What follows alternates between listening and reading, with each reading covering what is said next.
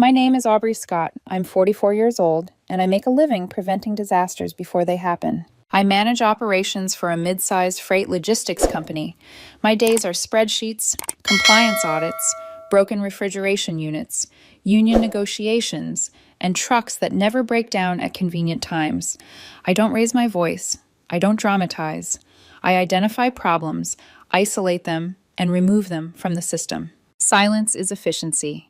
Predictability is peace. I learned that the hard way after my divorce 5 years ago. That's why Evan Miller felt like a calculated risk. He was 34, charismatic, spontaneous, the kind of man who could convince you to go to a rooftop bar on a Tuesday night or drive 3 hours just because the sunset felt right. He said I made him feel grounded. I thought he made me feel alive. In hindsight, he was just loud, and I mistook noise for warmth. We'd been together 2 years. He moved into my house 6 months ago. The house I bought after my divorce. The house I paid for. The house that ran on systems, just like my life. Last Saturday was the annual black and white gala for his PR firm. Image mattered to Evan. A lot. He spent weeks obsessing over the details. His tux, his hair, the optics. He said this night mattered for his career. I hated galas. The noise, the fake laughter, the forced intimacy. But I agreed to go because I believed in being a supportive partner. I even polished my shoes. We ordered an Uber Black. We were running late because Evan had a meltdown about his cufflinks. Again. The SUV hummed down the freeway, classical music playing softly. The air was cold, calm. I was answering an email about a delayed shipment in Toledo when Evan sighed. Not a normal sigh. A theatrical one, the kind that demands attention. I ignored it. He sighed again, louder this time, and placed his hand on my knee. His fingers tightened slightly. "Aubrey," he said softly, "I need to tell you something before we get there." I locked my phone and looked at him. "What is it?" He swallowed. "I can't go to this party feeling guilty. I need to clear my conscience so we can have a good night." That sentence told me everything before he even finished. "I messed up last night," he said. "I ran into Lena." Lena, his ex-girlfriend. She was out with friends. We talked. One thing led to another. I slept with her. He rushed the rest. "It didn't mean anything. It was a mistake. I respect you too much to lie." He squeezed my knee and smiled. A hopeful smile, a please absolve me smile. He wanted forgiveness so he could enjoy the gala unburdened. He wanted to hand me his guilt and still get champagne, dancing, and validation. I didn't feel angry. I didn't feel sad. I felt something click, like a breaker flipping. Asset assessed. Liability confirmed. Contract terminated. I leaned forward slightly and met the driver's eyes in the rearview mirror. "Could you pull over here, please?" I asked calmly. The driver hesitated. "Ma'am, this is the freeway." "Yes," I said, "the shoulder. It's an emergency." Evan frowned. "Babe, what are you doing? We're already late." The SUV eased onto the breakdown lane just past exit 14. Cars roared past. Hazard lights blinked. I opened the door. "Get out," Evan laughed nervously. "You can't be serious." "I am," I said, stepping onto the gravel. Wind whipped against my dress. I turned back. "I'm leaving. And since this ride is on my account, this ride is over." I canceled the Uber. The driver's phone pinged. He looked back at Evan. "Sir?" "That's between you and the app," I said. "Good luck." I shut the door and started walking. Behind me, Evan scrambled out, heels slipping on gravel. "Aubrey, are you insane? You can't leave me here." "You're an adult," I called back. "Order another ride." "My phone's in your jacket." I stopped, pulled it out, looked at it, then set it gently on the guardrail. "There you go," I said. "Don't drop it." And I kept walking. I never looked back. I didn't go home that night. Not because I was afraid of Evan, because I didn't have the patience to absorb the noise he was about to unleash. After I walked the quarter-mile to the exit ramp, my dress shoes crunching gravel with every step, I found a gas station and called a regular Lyft. The driver asked if I was okay. I said yes. That was the truth. I went to a steakhouse near the airport, sat at the bar, ordered a ribeye and a double scotch, ate slowly, like my body was a machine that still required fuel even if my mind had already filed Evan away under resolved. Then I checked into a hotel. A clean, quiet room. Fresh linens. A locked door that only responded to me. For the first time in months, I slept a solid 8 hours without waking to someone scrolling on their phone beside me or talking in their sleep like they were auditioning for attention. At 7 a.m., I turned my phone back on. It buzzed so violently on the nightstand, I thought it might crack the glass. 47 missed calls, 82 text messages. Evan's mother, his best friend, Trent, a group chat I didn't even remember joining, and one unknown number that was definitely someone he'd recruited to pressure me. I didn't open anything right away. I showered first. Hot water, steam, control. I put on clean clothes. Then I made coffee in the lobby and sat in a corner like I was reviewing a report. Because that's what it was. A situation, a liability, a mess I would now contain. The first text that mattered was from Evan, timestamped 10 minutes after I left him on the freeway. Aubrey, this isn't funny. Then, how am I supposed to get home? Then, the driver left me. Then, I'm walking in these shoes. My feet are bleeding. Then, at 3:12 a.m., I'm outside, open the door. At 3:17 a.m., why is the deadbolt locked? I stared at that one for a second, not because I felt guilt, but because it confirmed something I'd already suspected. He assumed access to me was permanent, not because he'd earned it, because he'd gotten used to it. I finished my coffee, drove home, and pulled into my driveway at 9:00 a.m. The house looked normal, calm, still, like it had no idea what had happened on the freeway. Evan's car wasn't there. Interesting. I walked inside. The air smelled faintly of the lavender candle Evan insisted on burning. For the vibe. I went room by room the way I would check a warehouse after a security incident. Guest room, mostly empty. Master bedroom. His closet looked thinner. He'd been here. He'd gotten inside. My eyes went straight to the back door. There it was. A small window pane near the handle, shattered. Glass sprinkled across the tile like glitter. The kind of mess that looks almost pretty until you realize it can cut you. I crouched, careful not to step on anything, and stared at the break. The jagged edge, the forced angle. He didn't call a locksmith. He didn't wait.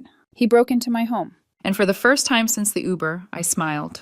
Not because I was happy, because he'd just handed me leverage. On the kitchen counter sat a napkin with eyeliner scribbled across it, like he was too dramatic to even use a pen. You abandoned me on the highway. That is abuse. I'm staying at Trent's. Do not contact me until you are ready to apologize. Also, my tux is ruined, and you need to pay for it. I read it twice, just to make sure my brain wasn't inventing the audacity. He cheated, confessed in a car like I was his priest, broke into my house, and now demanded an apology. My laugh came out dry and short, like the sound of a stapler snapping shut. Okay, I murmured to the empty kitchen. So this is the version of reality we're going with. I cleaned nothing, I documented everything. I took photos of the shattered window, close-ups of the glass, wide shots showing the door. I filmed a slow pan across the floor. Then I zoomed in on the note with his handwriting. Evidence first, emotion later. A glazier arrived within 2 hours, $350. I paid it on my card, saved the receipt, and asked for the invoice emailed. Then I called my brother, Derek, a contractor who loved me in the blunt, unsentimental way only older siblings can. He arrived with a toolbox and one eyebrow raised. So, he said, stepping over the taped-off glass, you finally picked one that's allergic to boundaries. He cheated, I said simply. Derek let out a low whistle. And broke your window. I nodded. He didn't ask why. He didn't ask for details. He just patted my shoulder once and got to work installing heavy-duty security strikes on the doors. Watching him drill screws into the frame felt like watching my life get reinforced. When he left, I sat at my desk and opened my laptop. Now came the part Evan would never anticipate. The part where I didn't scream or cry or spiral. The part where I did math. Evan had moved in 6 months ago. He contributed nothing consistent. Sometimes groceries, streaming subscriptions, a few utilities when it suited him. But in my state, that was enough to establish residency. Tenant at will. Meaning, I couldn't just change the locks and toss his clothes outside without risk. But I could begin a process. I called my lawyer friend, Rachel, who answered on the second ring like she'd been waiting for my life to implode. Aubrey, she said, voice immediately sharp. What happened? He cheated, I told her. Confessed in an Uber. I canceled the ride and left. Came home to a broken window. He broke in. Rachel went quiet for a beat. Destruction of property, she said. That helps. Can I kick him out today? Technically, you could try for an emergency order, Rachel said. But it's Sunday. Courts are closed. If you change locks now, he can call the cops and claim a legal eviction. I leaned back in my chair, staring at the sunlight on the wall. So what do I do? Rachel's tone turned almost amused. Give him 30 days, but you don't have to make it comfortable. A slow heat moved through my chest. Not rage, not revenge. Strategy. Define comfortable, I said. Rachel laughed softly. Heat, water, electricity. Don't touch essentials. But everything else? You can be creative. When the call ended, I drafted a formal notice to quit. 30 days. Then I drafted an invoice. Window repair. $350. Uber cancellation fee. $10. Rug stain from last week's spilled wine. $150. Total. $510. I attached the photos. I attached the receipt. I attached the notice. Then I sent it to his work email. Because Evan lived for the spotlight. So I sent consequences directly into it. At 11:47 a.m., my phone buzzed. Evan calling. I let it ring. Then buzz. Evan, you're seriously emailing my work? I typed back one sentence, calm as a shipping manifest. You broke my window. This is documentation. His reply came instantly. You abandoned me on a freeway like a psycho. That's documentation too. I stared at the screen. There it was. Not regret. Not apology. The first move of the narrative war. He wasn't going to own what he did. He was going to rewrite it. And in that moment, I realized something that made the air in my house feel colder. Evan didn't just cheat on me. He was about to try to destroy me. And he knew exactly how, because he worked in PR. Monday morning started the way most disasters do. Quietly. I was already at my desk by 6:30 a.m., coffee on the right, inbox open, tracking a refrigeration failure on a seafood shipment stuck outside Miami. The numbers were ugly, but manageable. A backup truck was en route. Insurance was notified. I was in my element. For exactly 27 minutes, Evan did not exist. Then my office phone rang. It wasn't my assistant, it was the front desk. Aubrey, the receptionist said carefully, there's, a police officer here and a man asking to see you. I closed my eyes once, not because I was overwhelmed, because I was disappointed. Send them back, I said, conference room B. When the door opened, Evan walked in first, sunglasses indoors, jaw tight, shoulders hunched in a way that suggested martyrdom rather than remorse. Behind him stood a young police officer who looked like he'd rather be anywhere else. That's her, Evan said, pointing at me like I was a defective product. She abandoned me on the side of the interstate. The officer cleared his throat. Ma'am, this gentleman claims you left him in a dangerous situation Saturday night. I didn't stand. I didn't raise my voice. I canceled a ride service I was paying for, I said evenly. I exited the vehicle safely. He is an adult with a phone and a wallet. Evan scoffed. She stole my phone. I returned it, I corrected. It was in my jacket pocket. I placed it on the guardrail next to him. The officer looked at Evan. Sir, did she take your phone? Evan hesitated just a fraction of a second. She basically threw it into traffic, he said. I slid my phone across the table and tapped play. A short video clip, 10 seconds long, time-stamped. It showed the phone resting neatly on the guardrail. Evan's voice in the background, yelling. The officer's eyebrows lifted. Ma'am, he said slowly, you said you exited in a breakdown lane? Yes, I replied. Wide shoulder, hazard lights on, 500 yards from an exit with a gas station. The officer turned back to Evan. Unless there was physical force involved, this is a civil matter. I had to walk a mile in dress shoes, Evan snapped. My feet were bleeding. That's unfortunate, I said flatly.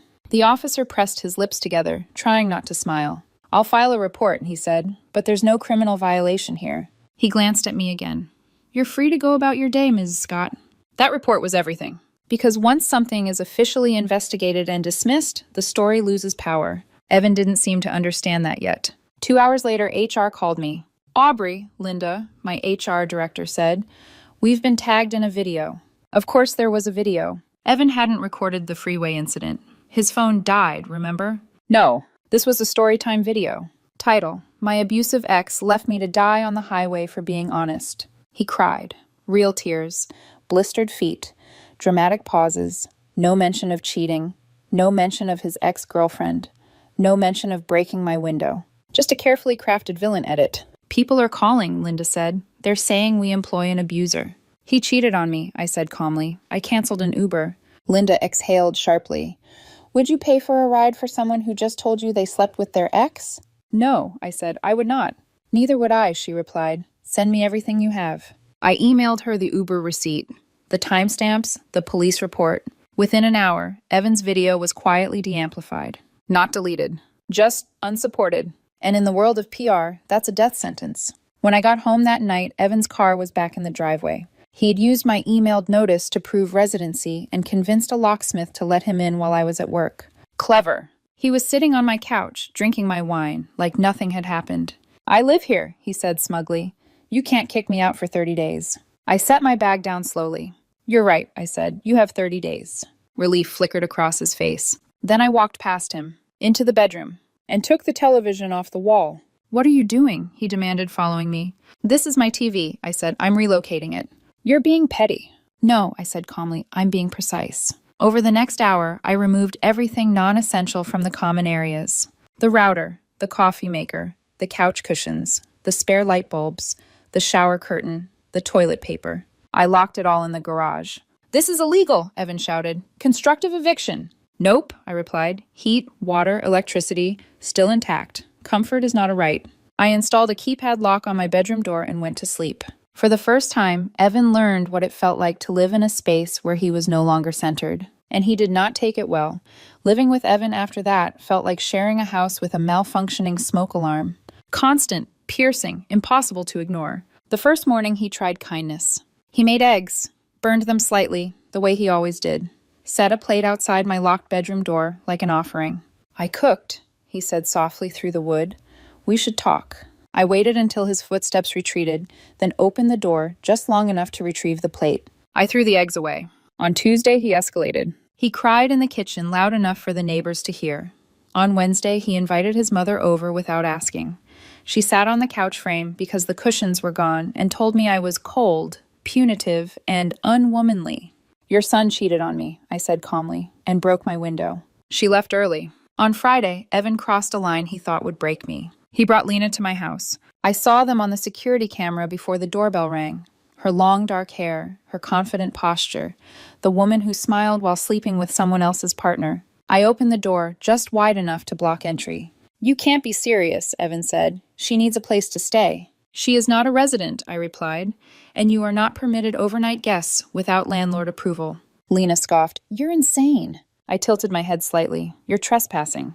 I pointed to the camera. Smile. They left. That night, Evan screamed that I was controlling, that I was abusive, that no one would believe me. But belief was never my strategy. Documentation was. By day 15, the pressure campaign began. Anonymous LinkedIn messages, reviews on my company's page, DMs calling me a monster. So I ended it. Evan had bragged once, drunk, about sleeping with Lena, who was a client connected to his firm. I emailed his boss. No embellishment, no emotion, just facts. 2 days later, Evan came home early.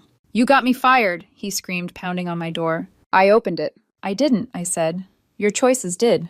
He slid down the door frame, sobbing. I have 13 days, I reminded him. He moved out on day 20. Stole the toaster? I let him. 6 months later, I'm in an airport lounge, waiting for a flight to Tokyo. Evan texted me last week. I miss us. I replied once. I don't. Then I blocked him. My house is quiet now. Clean, efficient, peaceful. When you identify a liability in logistics, you offload it.